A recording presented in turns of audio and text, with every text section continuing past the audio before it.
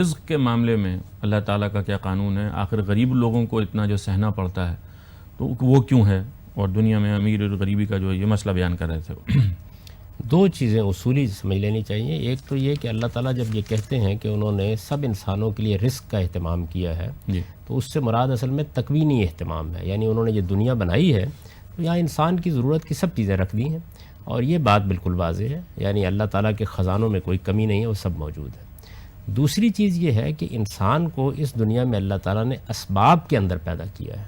یعنی ایسا نہیں ہے کہ رزق پہنچانے کا اہتمام فرشتے کر دیتے ہیں، آپ اپنے گھر میں بیٹھے ہوئے ہوتے ہیں وہ آپ تک پہنچ جاتا ہے. چنانچہ اسباب پھر اس میں کار فرما ہوتے ہیں. آپ محنت کرتے ہیں، آپ بہت سے دوسرے معاملات کا جائزہ لیتے ہیں، دیکھتے ہیں کہ آپ کو کیا کرنا ہے.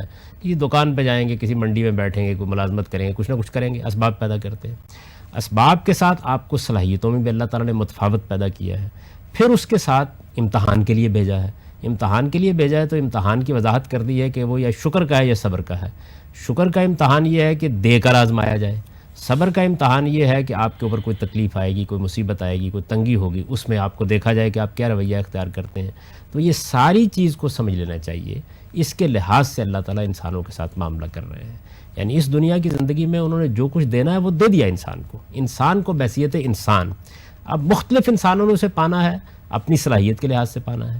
انہوں نے اس کے لیے محنت بھی کرنی ہے، اسباب بھی فراہم کرنے ہیں، اور پھر خدا کے اس فیصلے کی زد میں بھی آنا ہے کہ وہ ان کو صبر کے امتحان میں مبتلا کرے گا یا شکر کے امتحان میں مبتلا کرے گا. تو دنیا کی یہ ساری حقیقت سمجھ لینی چاہیے. اس کا نتیجہ آخرت میں بہت غیر معمولی نکلنے والا ہے، اور وہاں اللہ تعالیٰ امتحان کے نتیجے میں جو رویہ آپ اختیار کریں گے اس کے لحاظ سے آپ کو نعمتیں عطا فرمائے گا. صاحب یہ بات سمجھ میں آ گئی آپ کی. یہ انفرادی لحاظ سے تو یہ بات قابل فہم ہے، لیکن ہم دیکھتے ہیں کہ دنیا میں لوگوں کے اجتماعی معاملات حکومتیں چلاتی ہیں. وہاں کا معاشرہ کسی سیوک کلچر کو ڈیولپ کر کے ایک جگہ پہنچا ہوا ہوتا ہے. وہاں پر ہم دیکھتے ہیں کہ ایک فراوانی ہے، خوشحالی ہے، اور دوسری جانب بحیثیت مجموعی غربت ہے. آخر یہ بات بھی تو ایک قابل عمل یعنی ایک قابل اصلاح چیز ہے. جی میں نے عرض کیا نا کہ اسباب کا جو کارخانہ ہے وہ آپ کے ہاتھ میں دیا گیا ہے.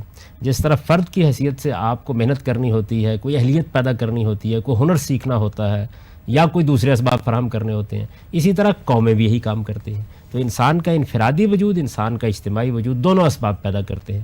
یہ اسباب جائز بھی ہوتے ہیں، ناجائز بھی ہوتے ہیں. اب اس وقت دنیا میں جن قوموں کو بڑی ترقی حاصل ہے ان کی ایک تاریخ بھی ہے، اور اس تاریخ میں ظاہر ہے کہ وہ دنیا پر حکومت کرتی رہی ہیں، اور انہوں نے دنیا کے باقی ممالک کے اسباب سے بھی اپنے یہاں ترقی کے مواقع پیدا کیے ہیں.